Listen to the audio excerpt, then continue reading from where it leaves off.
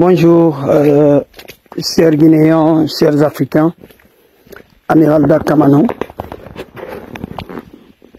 Ce matin, je fais cette vidéo, c'est pour parler de ce qui arrive aux leaders politiques de l'opposition depuis le 5 septembre à la prise du pouvoir du CNRD, qui ont renversé M. Alpha Condé de sa dictature, et où nous sommes en train de constater la mise en place d'une autre dictature plus féroce que celle de Alpha Condé. J'avais dit que bien avant ce que vous êtes en train de voir, que le président de l'UFDG, M. Cellou Dalein Diallo, soit empêché de se faire enrôler du côté de Abidjan, j'avais déjà prévenu par le biais d'une personne sûre, d'une personne proche du président Cellou Dalein Diallo, même si vous pouvez le constater, je détiens son numéro sur lequel nous échangeons, mais puisque par la voie protocolaire, donc les messages passent d'abord par acquis de droit avant de l'atteindre.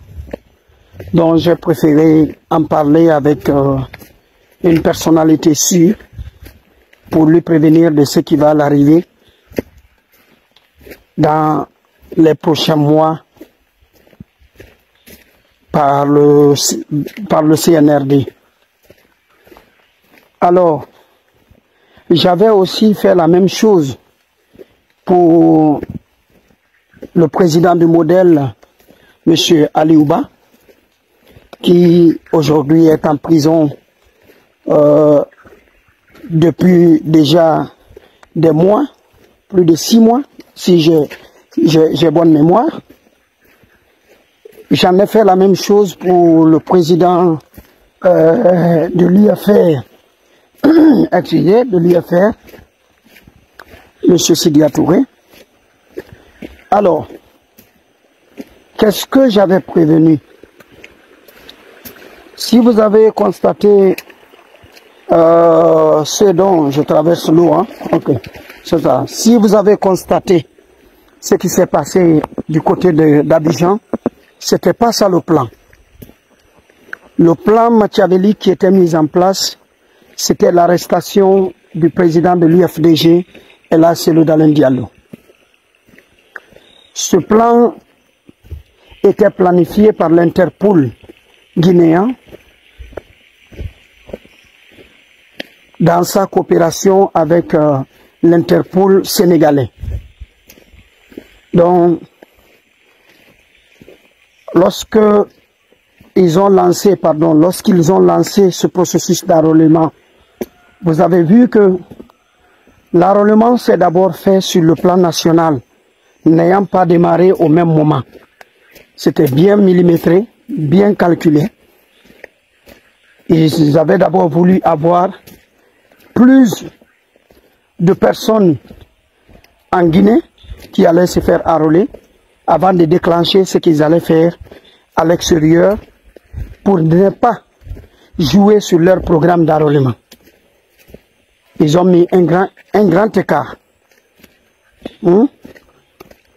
Ils ont mis un grand écart entre l'enrôlement national et celui de l'international, c'est-à-dire concernant nos confrères de la diaspora.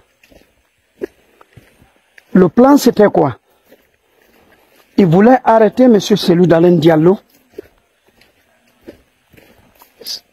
au Sénégal, mais sur le territoire guinéen. Je ne sais pas si vous comprenez un peu ce que je viens de dire.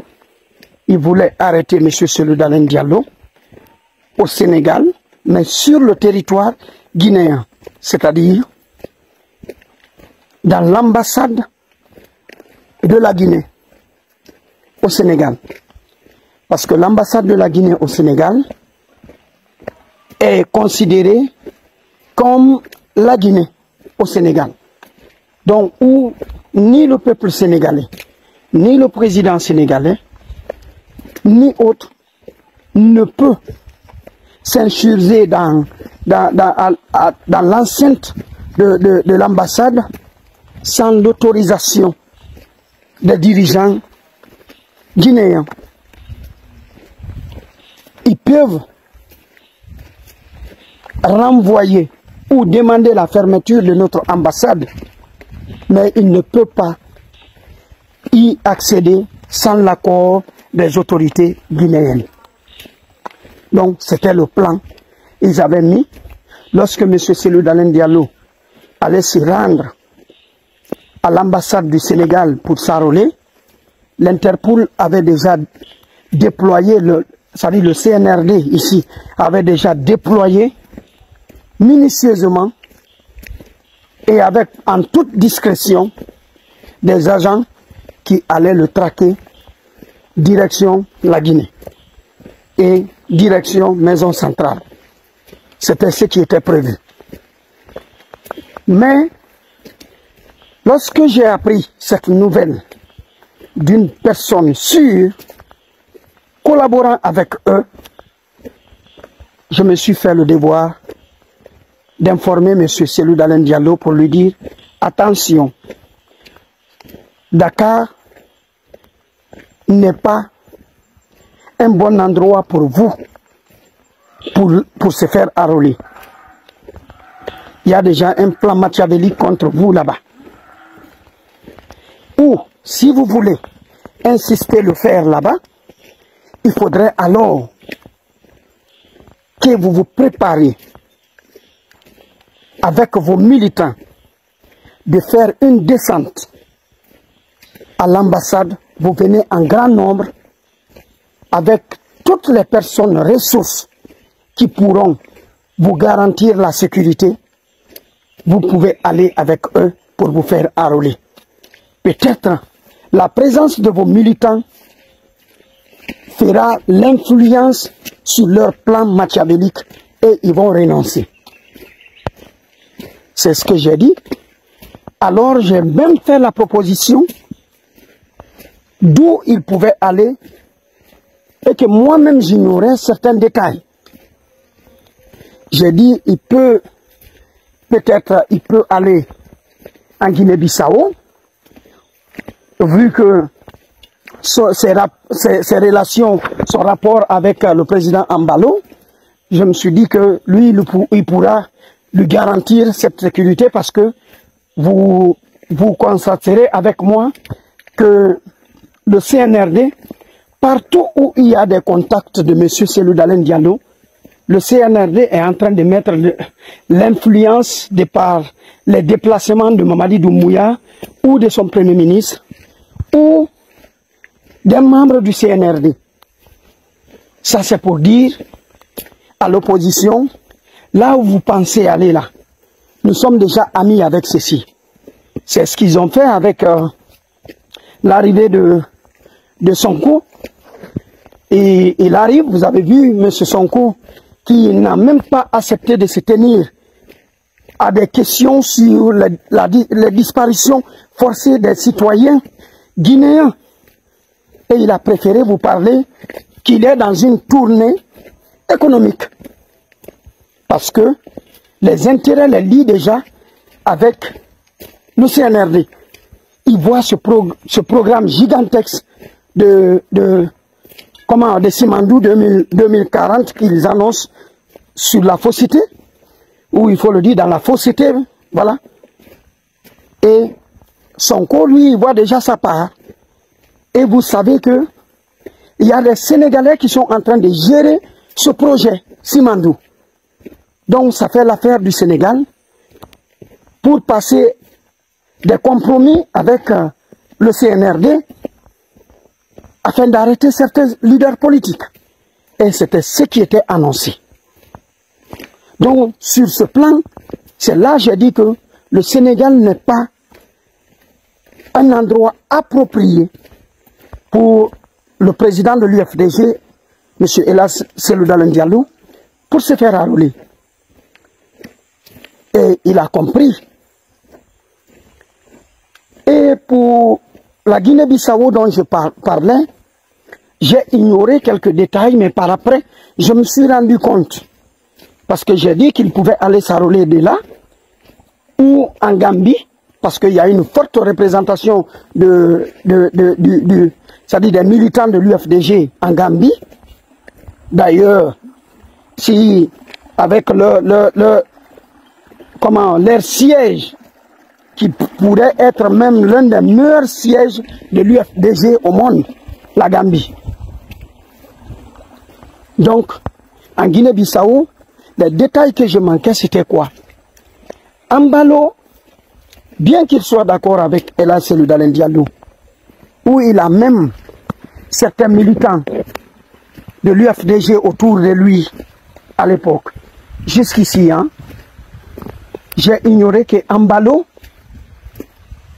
ayant pris la décision de briguer un troisième mandat, Selou Dalein Diallo qui se bat pour des valeurs démocratiques ne pourra jamais soutenir Embalo et ne pourra se confier à quelqu'un qui est en train de violer le serment bissaguin, la constitution bissaguin, pour s'éterniser au pouvoir. Donc j'ai vu que là-bas, il y a déjà la tension parce que Selou ne le soutiendra pas. Et si vous remarquez, certains militants de l'UFDG, qui étaient même les proches de l'UFDG, qui étaient autour de Embalo, sont en train de démissionner dans l'UFDG pour se concentrer seulement à l'affaire du troisième mandat d'Embalo. Et les mêmes personnes sont en train de nous lier des relations avec le CNRD. Parce que même Embalo, Mamadi Doumbouya s'est confié à Embalo. Si vous ne le connaissez pas, je vous l'apprends. Il est protégé par Embalo aujourd'hui, du côté de la Guinée-Bissau. Donc, j'ai fini par comprendre pourquoi la décision n'est pas venue de là. Et dans leurs investigations, dans leurs recherches de plans, ils ont fini par comprendre que M. Selou Dalein ne se rendra ni en Guinée-Bissau, ni au Sénégal, ni en Gambie, mais peut-être il partira pour la Côte d'Ivoire parce que là, il séjourne des fois. Et il y a aussi, comment le dire, il y a aussi, comment il s'appelle, le président de l'UFR qui est là-bas.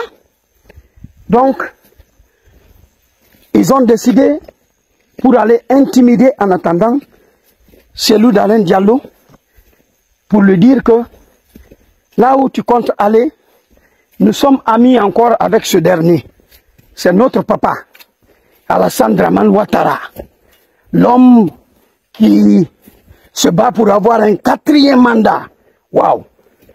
Un démocrate qui a longtemps fait l'opposition, qui vient installer une dynastie en Côte d'Ivoire. Cela a suscité, cela les a permis, pardon, à programmer une rencontre de Mamadi Doumbouya avec Alassane Dramane Ouattara. Tout ça dans le but d'intimider les leaders politiques, Sidia Touré et Selou Dalein Diallo. Il est parti. Donc, une annonce pour dire à Selou, si c'est ici encore tu comptes venir. Là, nous avons déjà un contrat avec, parce que Simandou, nous le partageons avec le peuple ivoirien et le peuple libérien. Donc, voilà. Et Selou n'a pas hésité, il est parti. Et bien voilà, il a été empêché. Mais ces intimidations-là, vous allez vous demander pourquoi. Ce n'est nullement autre si ce n'est que pour les bannir du fichier électoral.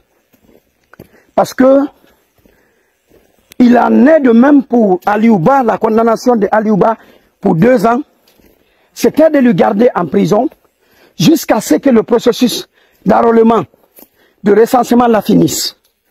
S'il doit maintenant avoir, il doit y avoir des compromis par après pour sa libération, mais ça sera après le recensement.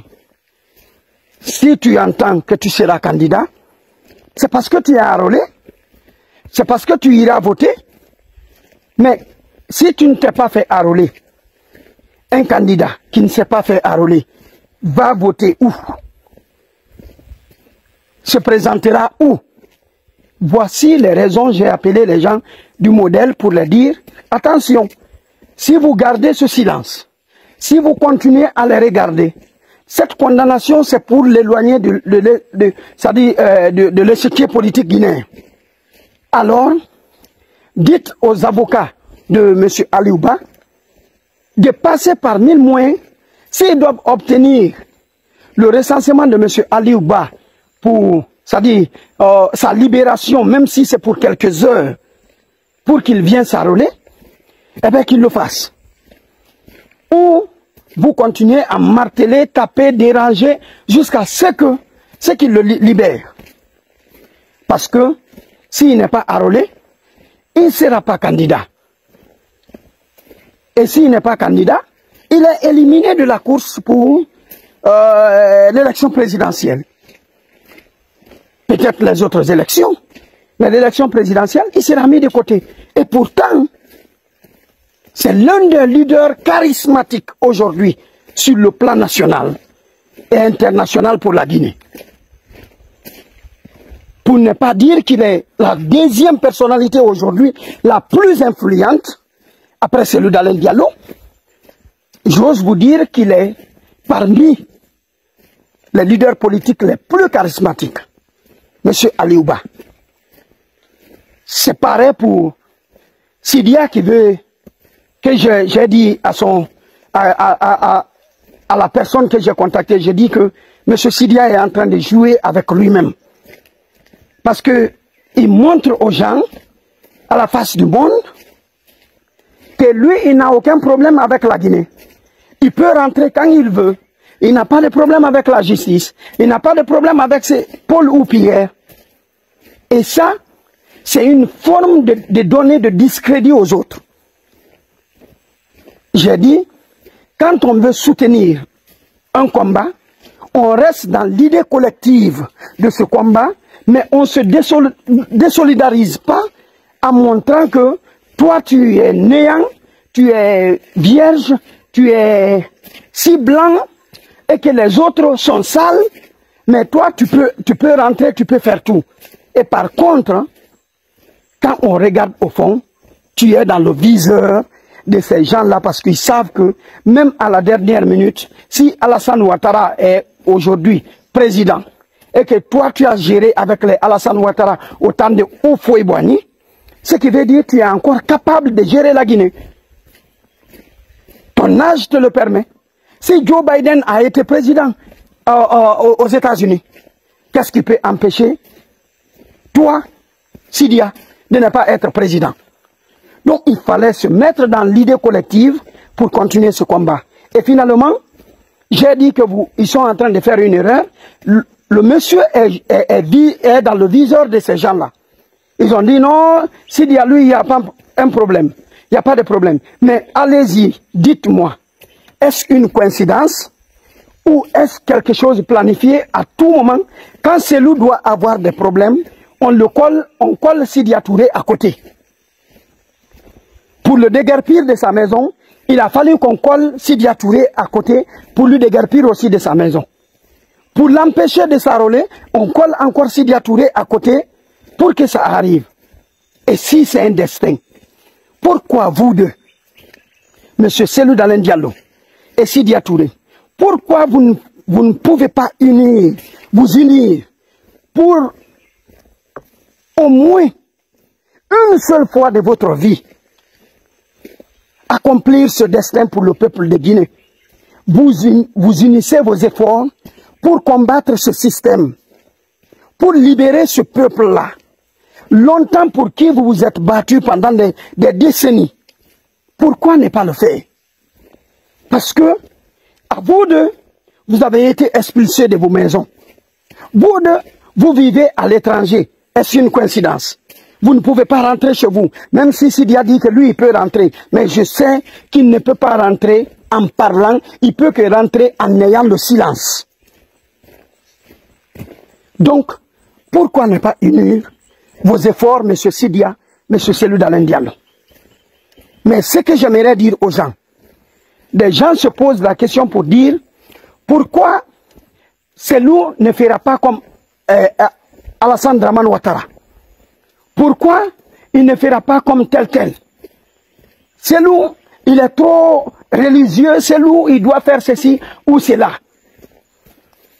Vous vous trompez des pays. Mais ce que je suis en train de vous dire, ce n'est pas de la faiblesse. Ce que Cellou est en train de faire, c'est la grandeur. C'est une personne qui a un esprit de gérer la Guinée. Il a un esprit de gérer la Guinée démocratiquement, en respectant les lois de la République, en respectant les institutions. Alors pour ça, il faudrait qu'il use d'abord de toutes les formes légales qu'on peut faire recours pour faire valoir sa candidature ou faire valoir, c'est-à-dire ses idées politiques, sans passer par la violence. Mais c'est le CNRD eux-mêmes qui vont pousser le monsieur à la violence. Parce que lorsque il aura fini d'user toutes les voies légales en République de Guinée et qu'il ne reste plus d'ici, alors là, vous l'appelez à se défendre. Vous allez l'appeler à se battre et se défendre.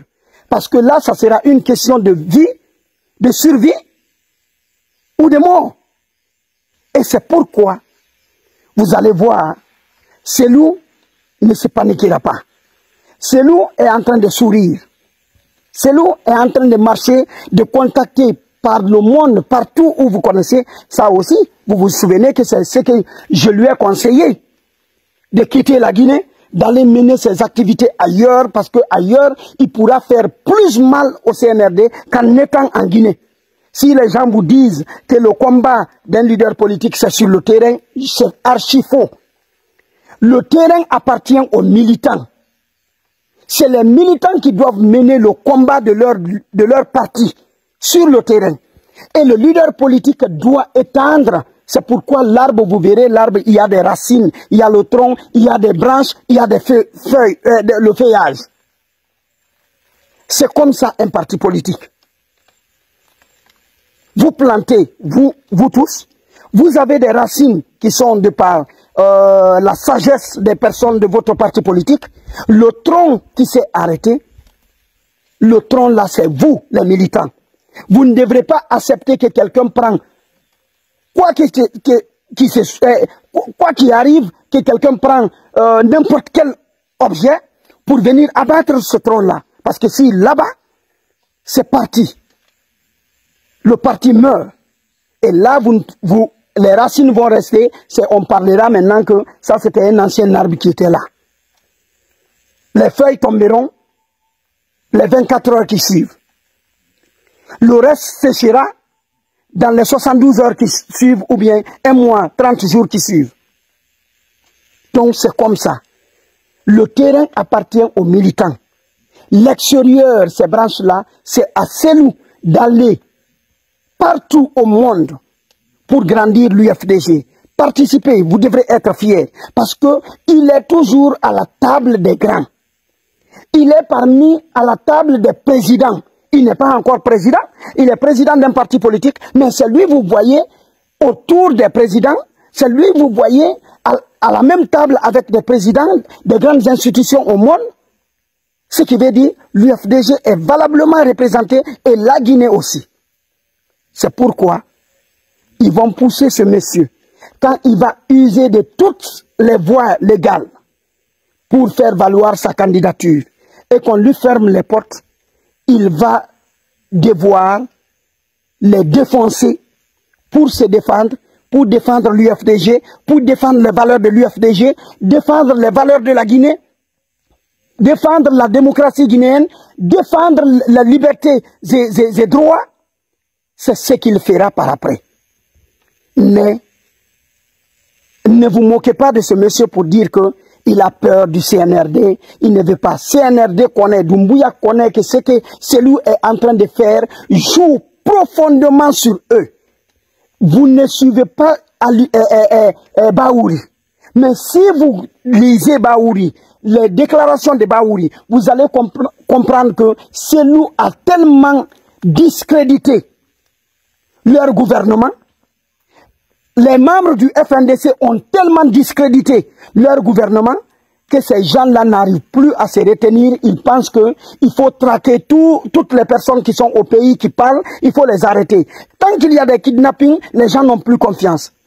Et c'est pourquoi on leur a demandé d'organiser des élections parce que personne ne veut signer des contrats avec un gouvernement de la transition. Personne ne peut signer des contrats d'une nation avec un gouvernement de la transition avec des militaires. Il faut par la voie démocratique, il faut mettre des institutions en place. C'est pourquoi vous allez voir aujourd'hui, ils sont en train de se précipiter sur le référendum, une grande partie de la Guinée parce qu'ils veulent exclure l'opposition tout entière. C'est seulement les soutiens de Mamadi Doumbouya qui iront voter pour le référendum. Et c'est ce qu'ils sont en train de nous montrer. Et ils sont une minorité parmi la majorité silencieuse de la Guinée. Ils sont une minorité. Donc, pour protéger leur projet de Simandou, il faudra des élections. Le référendum législatif et communal, parce que présidentiel, Mamadi n'osera jamais, jusqu'ici, jusqu'à ce qu'il termine avec l'autre là, il n'osera jamais vous dire qu'il est candidat. Il ne va pas vous parler de ça. Parce qu'il sait que, au lendemain de l'annonce de sa candidature, la Guinée partira encore et encore dans les troubles, comme ce fut le temps de Alpha Condé. Donc pour ça, ils veulent éviter, ils veulent continuer tranquillement à faire leur campagne, chercher des soutiens, mais des soutiens qui ne payent pas parce qu'ils ne gagneront pas. Il faut avec un gouvernement légitime pour que tous les pays au monde démocratiques viennent signer des contrats avec eux qui comptent les aider. Sinon, ces gens-là, ils sont enfoncés. Ils sont eux-mêmes, ils sont noyés. Il n'y a plus de porte de sortie. Ils cherchent sur qui mettre ce problème-là. C'est pourquoi celui doit continuer. S'il ne prolonge pas, il va user encore des voies légales pour demander ce que le citoyen peut faire pour son recensement, parce qu'on est guinéen, on a le droit de se faire recenser, puisqu'on n'a pas une autre république, on n'a que la Guinée. Donc, qu'il laisse ce monsieur-là se recenser librement. S'ils ont peur, ou s'ils n'ont pas peur, ils n'ont qu'à l'affronter. Ils organisent des élections, ils retournent au camp, ils mettent leurs candidats qu'ils ont besoin. S'ils n'ont pas peur de Aliouba, qu'ils le sortent de la prison, ils le laissent s'enrôler, qu'ils organisent des élections, mettre leurs candidats qu'ils veulent, on va aller aux élections voir. S'ils n'ont pas peur de Sidia Touré, qu'ils le laissent rentrer et le laissent s'enrôler, on va voir qui, en République de Guinée, a l'électorat. Eux, ils ont des armes, mais les citoyens guinéens ont leur carte d'électeur, auront leur carte d'électeur comme arme. C'est la carte-là, eux, ils pourront utiliser pour répondre à ceux qui ont des armes. Et c'est comme ça. Merci. Amiral Dak Kamano, voici ce que j'avais voulu vous dire. Et soyez patients. Comme le dit des leaders du FNDC, quelque chose arrive comme ils l'ont dit. Et le peuple la sortira dans cette misère très bientôt, comme l'a si bien dit Sékou Koundono. Salut à lui. Salut à nos confrères Fonike Mengue, Biloba, Habib Marouane et tous ceux qui sont dans les prisons suite à cette dictature, ne pensez à eux. Aliouba, sois fort comme les autres. Bientôt, tout sera fini et le peuple de Guinée reprendra son pouvoir légal. Amigalda Kamano pour vous. Respect.